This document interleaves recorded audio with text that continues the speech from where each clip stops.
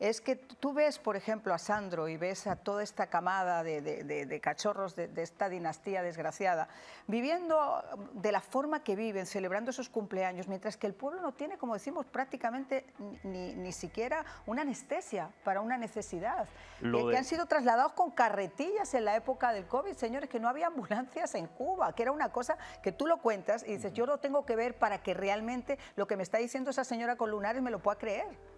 Lo de Sandro Castro yo creo que es un personaje muy provocador. Él lo está haciendo de una manera intencional, se está enfrentando a las críticas que vienen de la prensa, pero que también vienen hasta de youtubers dentro de Cuba.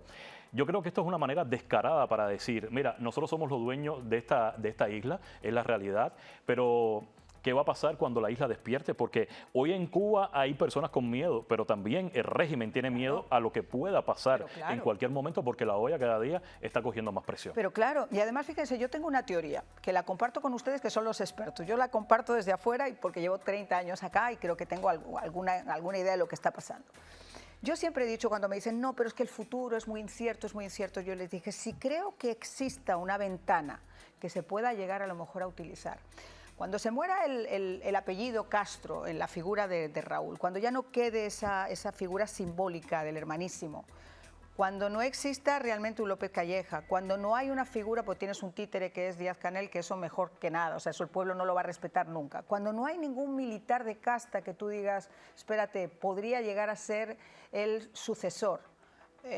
Cuando no existe dentro de la familia, a pesar de que, bueno, puedan decir, creo que es Alejandro, ¿no? Alejandro Castro. Alejandro, pero tampoco tienen ese peso. Yo creo que ahí puede existir esa ventana donde la gente no sienta esa bota tan fuerte y por ahí se pueda llegar a colar la libertad en Cuba. Tú y yo vamos a lo mejor estar en un programa, y él también, y vamos a hablar del cambio en Cuba. Quizás no el cambio que hubiéramos pensado, yo creo que va a venir un cambio, porque además están obligados. O sea, la dictadura de Raúl Castro ha sido, yo diría, y lo digo así, muy inteligente.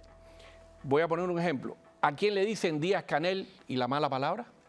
A Díaz-Canel. No se la dicen a Raúl Castro. Efectivamente. Y Raúl Castro es el que maneja, con sus 94 años, es el que maneja Cuba. ¿Tú crees? Sí.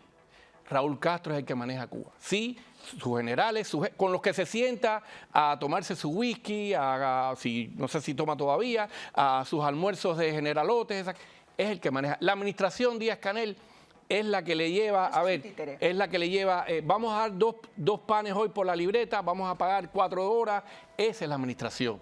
Con Manuel Marrero, que yo digo que es la figura de él. Díaz-Canel es como que el muchachito que se portó bien, y ellos lo saben, porque da la casualidad que con la administración de Díaz-Canel ha pasado de todo. Raúl Castro, hoy mismo, creo que fue ayer, estaba hablando a la prensa, hay que reconocer el trabajo de Raúl Castro. Raúl Castro prometió un vaso de leche para los cubanos en el 2007 y todavía no hay leche en las que... Entonces, él es el culpable, pero nadie dice que Raúl Castro es el culpable, sino Díaz-Canel. Lo que estaba comentando Ali, es que esto no pasaba con Fidel. Sí, entonces va a pasar eso. Ay, qué bueno, sí, Raúl Castro es Díaz-Canel. Por tanto, ese cambio va a venir cuando Raúl Castro muera y se muera se pierde ese círculo, porque sencillamente ellos necesitan sobrevivir. Tengo un amigo que conoció a alguien hace un tiempo que fue a Cuba.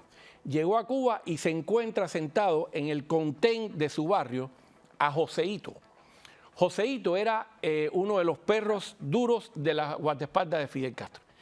Uno bajito él, Joseito sentado en el contén, en camiseta, así, hace un tiempo, y le pregunta, Joseito, ¿qué haces aquí? Y dice, no, mijo, aquí, imagínate. O sea, Raúl Castro cogió y desbarató el sistema que había creado Fidel Castro. Lo desbarató, lo desarticuló y dejó a Fidel Castro en una piedra, a su hermano, y en un centro que inventaron ahí en La Habana para acordarse de él. Lo demás lo hizo a su manera. Por tanto, a su manera, ha logrado que la gente culpe a Díaz-Canel. Cuando él muera, toda esa gente que está a su alrededor, ni tú ni yo la conocemos. Hay una persona por ahí, no sé quién es, que anda con un bolígrafito aquí en su guayabera, que no sé quién es. No tengo ni idea. Pepito, José, no, yo no la conozco. Ese Joseito va a ser la persona que le van a decir los militares a Trump o el que esté, mire, esta es la persona de la transición. Y entonces la gran pregunta es, ¿el exilio va a aceptar esa Ahí transición? esto es lo que yo te iba a decir. Este es otro programa. Ese es otro, pero vamos, no, es un programa, es una serie. Eso es una serie. Ahí vamos a hacer una serie, porque Y- entonces tenemos que ver en qué bases, adentro, afuera, cómo se organizaría eso si no está ya organizado. Ya que hay gente que está hablando de Por negociar eso, con esa si gente. no está ya organizado. Y ojo con esto, el cambio generacional del poder ha traído mucha discrepancia dentro de la cúpula. Eso es un secreto a voces. De hecho, por ejemplo, a Dalia, la esposa del difunto Castro, la sacaron del punto cero. No respetaron que era la mujer del presidente de toda una vida de Cuba, por ejemplo. Yo sí te voy a decir algo. Yo viví la sociedad rusa.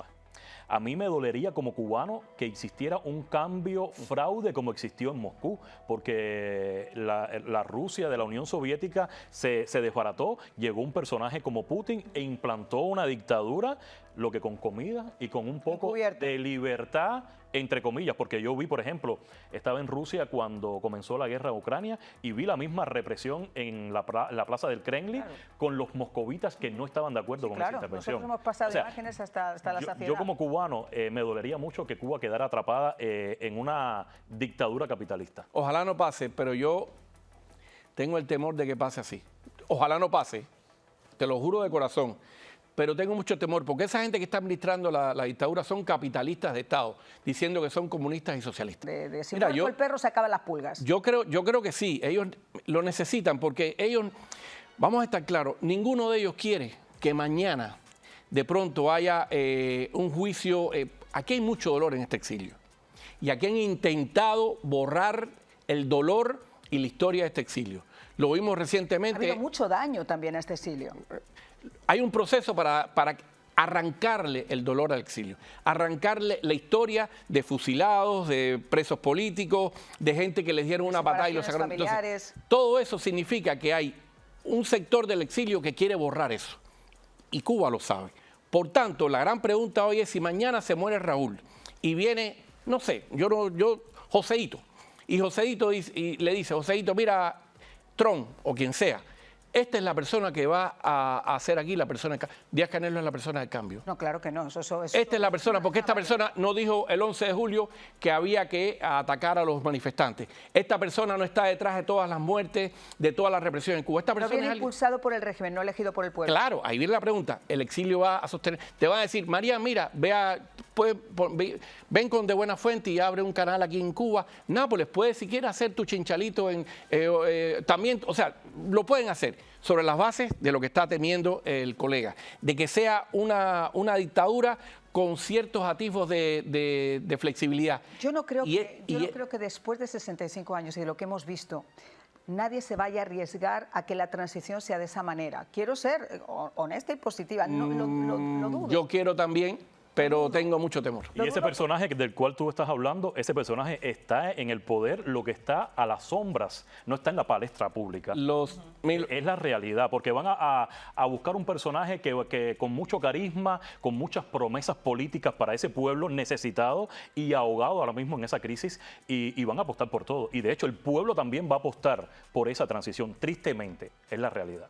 Vamos a ver, te digo, polémico. Esto es polémico y obviamente hay para todos los gustos y además esto merece examinar punto por punto cada cosa para poder realmente saber en el momento en el que nos encontramos. Pero donde sí nos encontramos es en el momento donde esta gente decide volver a sacar de la palestra la pena de muerte. Lo hacen poniendo excusas, como hacen siempre, de aquellos que hablen de sabotaje, etcétera. Pero sabotaje en Cuba, como yo decía al comienzo, es sacar un panfleto. Sabotaje en Cuba es hablar mal del régimen. Sabotaje es decirle Díaz-Canel chingao. O sea, ese tipo de cosas son sabotaje en Cuba. ¿Y eso se puede llegar a penar con la muerte?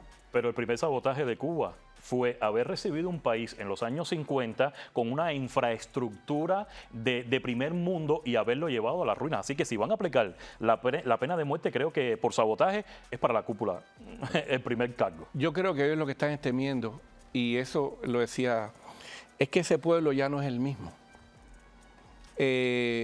O sea, le están tirando piedras a las guaguas, le están tirando piedras a los ¿Hay taxis. robos? Y yo hago una anécdota que me imagino que muchas personas lo recuerden. En el año 94, en los duros años de periodo especial, que había unos apagones, uno tenía que dormir en los patios, en el techo de las casas, con aquel calor del verano. La gente tiraba botellas para las casas y tiraba botellas para las calles y rompía cosas porque estaba desesperado por eso. O sea, yo no digo que esté bien. Yo lo que digo es que el cubano no sabe en estos momentos dónde canalizar esa frustración. Y está pasando en estos momentos, ahora acaba de pasar con una guagua, y entonces ellos sacan el tema de la pena de muerte. Yo no creo que lo vayan a hacer, pero yo sí creo que pero tampoco lo dudo. Tampoco lo dudo. Tampoco lo dudo. Les digo algo, porque si no lo van a hacer, ¿por qué decirlo? Ya no funciona el chantaje emocional. Eso ya no existiría. Tienen que buscar cosas que sean realmente fácticas para que el pueblo... Es un lenguaje para el pueblo. Sí, pero Marian, muy importante. La última vez que se fusiló en Cuba fue en el año 2003 y ocurrió después de acontecimientos. Por ejemplo, yo recuerdo que empezaron a robarse aviones de vuelos nacionales a la Isla de la Juventud, y el último acontecimiento fue que se secuestraron la lanchita de Regla, que habían unas extranjeras. Por eso es que fusilan a esos jóvenes, porque habían extranjeras ahí como pasajeras de la lanchita. Yo creo también que no había que haber llegado a eso, porque cuando empezaron a presionar con los vuelos que fueron interceptados y aterrizaron algunos aquí en Miami, se controló un poco. Al fusilar a esos jóvenes, el pueblo dijo, ojo con esto, podemos perder la vida o podemos estar en prisión la vida entera, como hay jóvenes en Cuba presos que desde esa época, desde el 2003, con el tema de las salidas ilegales. Ahora, si lo van a hacer, yo no dudo nada. Si ya lo hicieron a inicios de la revolución, el Che Guevara fusiló a miles de cubanos en La Cabaña. Yo de ese régimen no dudo nada. Ellos, si lo hacen, lo van a hacer ante la mirada internacional y no va a pasar nada en lo absoluto porque son los dueños de esa isla. Claro, pero sería quizá una justificación más para esa comunidad internacional. Mira, si nosotros vimos, y yo siempre lo pongo como ejemplo, a mí no me gusta hacer apología ni del terror, ni del terrorismo, ni de las muertes, pero yo recuerdo cuando en horario de pleno almuerzo colgaron por las patas a Muammar el Gaddafi después de haberlo pegado una sacudida del 17 en Libia. Y todo el mundo sabe cómo ocurrió. Y en Irak una cosa muy parecida, se volaron hacia la otra parte del mundo para sacar a alguien que estaba violando los derechos humanos de los kurdos. Oiga, y a 30 minutos de la Florida, insisto, no sería más que una justificación dada como algo fáctico de un atentado claro contra el propio pueblo. Yo creo que el tema de Cuba-Estados Unidos se selló el día que la administración Kennedy traicionó a la Brigada 2506. A partir de ahí hay un acuerdo tácito que yo no lo sé. Hay un inciso X, Y, y no sé cuál es, que no permite ir mucho más allá. Yo tengo un amigo que es muy reconocido, no voy a decir su nombre, que estaba en Granada con el ejército norteamericano cuando ya sabemos que Cuba empezó a hacer un aeropuerto militar, etcétera, y llegó la invasión de Granada. Y él, con su mochila, me dijo un día, yo ese momento todos pensábamos que de ahí de Granada íbamos a pasar para Cuba. Ajá. Y nunca pasó. Y le estaban haciendo un aeropuerto militar aquí mismo, en la región, los cubanos. Entonces, tú dices, bueno, ¿pero por qué? Te repito el tema del asesinato de los hermanos al rescate en aguas internacionales. Claro, y ni siquiera fue en aguas cubanas. Con audio, entonces, ¿y no hay justificaciones para eso? ¿Tú crees que Estados Unidos no sabe a qué hora sale Raúl Castro en su yatecito? Por favor. No sabe, o sea, lo sabe perfectamente. Imagínate. Y además lo sabe, mira, a las 14:35 salió a coger aire. Por eso cuando hablan de las escuchas y todo lo demás, yo me tengo que reír porque digo, imagínense ustedes si no va a haber satélites que estén apuntando directamente para allá para saber hasta cuándo se lavan los dientes. Don Francisco, esto es gigante. Univida Medical Centers tiene cada vez más servicios bajo un mismo techo. Así es, Javier. Univida Medical Center cubre todas las necesidades de sus pacientes. Son personas maravillosas que te hacen sentir con más vida, con más vitalidad, con deseos de seguir adelante. Llama ya y nuestras expertas operadoras te asesorarán en todos los beneficios que calificas. Porque la salud es vida. Univida. Llama ya. Qué bueno que no apareció el chacal. Hello everybody, people from United States y por el mundo entero. Quiero que tomen un segundo de su vida y se suscriban al canal de Univista TV. Información política y muchas ganas de reír. Right here, Univista TV. We're gonna make Univista TV great again.